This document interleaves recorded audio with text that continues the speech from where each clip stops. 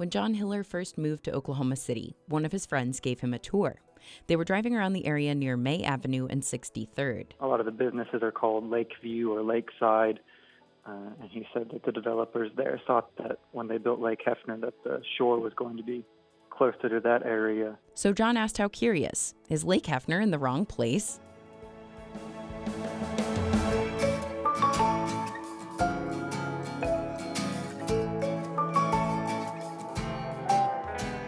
This is How Curious from KGOU, exploring your questions about the state we call home. I'm Claire Donnelly. John's right. There are quite a few businesses in that area with the word lake in the name. And if you look at a map, there are entire neighborhoods. Lakehurst, Lakeside, Lakeview. So what we're going to see now is we're going to go into Lakeside Drive, which is not on the lake. It's near the lake. Landon Witt is showing me some homes. He's a realtor at Metro First Realty. So we'll check this one out. This is a new renovated house. So as we go in, we notice that they're using kind of a gray and beige combination. This was actually the #1 selling color in the United States this year, as well as in Oklahoma City. The wall color? The wall color, yep. You'll notice that this lakeside house is really nice. Everything feels very clean and sleek.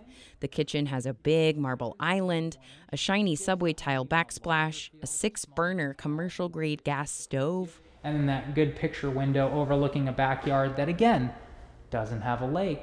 Right. Even though it's on Lakeside Drive, this house is not actually lakeside. Witt says having the word lake in the street name makes a difference. Just a generic home in Lakeside. Okay, Lakeside Estates, which is a prominent neighborhood that's right by the lake, has a median square foot size of 1,695. Whereas when we take the median square foot size of a home that has lake in the street, it's 2,545 square foot. So houses on streets with the word lake are bigger compared to just any old house in the Lakeside neighborhood. Back in the car, I ask Witt, why is this? Are people buying houses based on street names? He says, not exactly. But I've never had someone say, no, I don't want to buy that house, or I do want to buy that house because of the street name. He says it's not because of buyers, it's because of the people developing the homes. Builders are deciding to build fancier homes on streets that are called lake. And bigger, fancier homes cost more money. Witt says houses on streets with the word lake have increased in value or appreciated 6% faster over the past 10 years than average Oklahoma City homes. He says developers have figured out people like living close to water. A 2016 study in the Journal of the Marine Biological Association of the United Kingdom found people living near the coast are generally healthier and happier. So neighborhoods and businesses could be using the word lake in their names just to seem fancier and more attractive, even if they're not that close to Lake Hefner. Or is it possible, like John Hiller's friend said, engineers were going to put Lake Hefner in one place and then changed their minds and moved it somewhere else?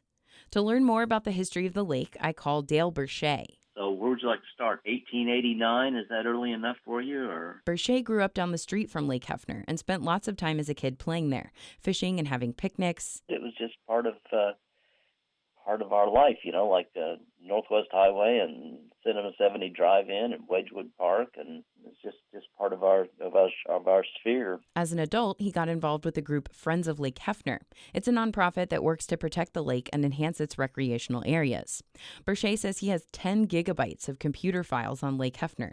And he is not kidding when he says we're starting in 1889. The area where the lake sits right now was part of the 1889 land run. The land run was when the U.S. government opened up the so-called unassigned lands for settlement after forcing out Native Americans. Settlers claimed land across what is now Oklahoma City, and they all needed water. According to the city utilities department, at first, most settlers would buy water by the bucketful from one city well. As the city grew, it built more and more wells, but it couldn't keep up with the growing population. So the Overholser Dam opened in 1918. Now, fast forward to 1939. City leaders developed a water master plan. It included a $4 million project to build a dam and reservoir at Bluff Creek, northwest of the city limits at the time. Then Mayor of Oklahoma City, Robert Hefner, and the city council approved it.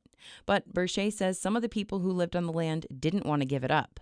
these people didn't want to sell, and so the land was taken by eminent domain. Eminent domain lets governments take private property for public use. The city started construction on the dam and reservoir in 1940. Then the project was delayed for several years because of a shortage of workers and supplies during World War II. Berchet says one couple, Ollie Gray and Maggie Gosson, took their time moving out. They actually didn't leave their farm until the water was lapping at the doors. And in times of extreme drought, you can actually walk out there and see the foundation of their houses and their buildings that were out there. In 1945, the city council reportedly voted to change the name from Bluff Creek Reservoir to Lake Hefner, and the project was completely finished 2 years later. These days, Lake Hefner is one of the city's sources of water, but it's also a big place for recreation. This is the harbor, the Oklahoma City Boat Club. Bruce McDermott stands on the east side of the lake, looking out at hundreds of sailboats docked in the water. He's the historian at the Oklahoma City Boat Club, a private sailing club. When we travel to other places to sail and tell them where we're from, they say, "Oh, yes, I've been there." Yeah, they remember it. Lake Hefner is really good for sailing. Even though it's not very big, 2,500 acres, it has relatively smooth water and lots of wind. The boat club has more than 200 members. Some call the lake area the Central Park of Oklahoma City.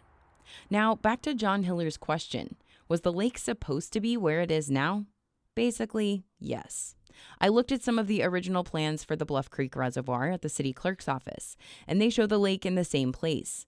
But Jennifer Day at the clerk's office says officials would probably only save the plans they approved, not all of the rejects. Dale Berchet says the lake was supposed to be bigger. On the north side of the area where the lake is, there was a business called the Gaylord Golden Guernsey Dairy. They apparently had enough clout that they were able to stop the city from taking their land with eminent domain, and instead a smaller lake was built. But I also found some rare aerial pictures of the Bluff Creek Reservoir Dam being built.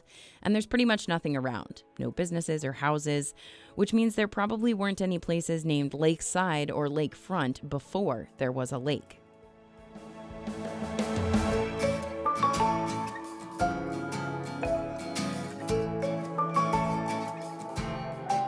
That's it for this episode of How Curious. The show is a production of KGOU Radio. It's produced by me, Claire Donnelly, and edited by Jacob McClelland. David Gray composed our theme music. Special thanks this week to Buddy Johnson. And please send us your questions about Oklahoma. Our email address is curious@kgou.org.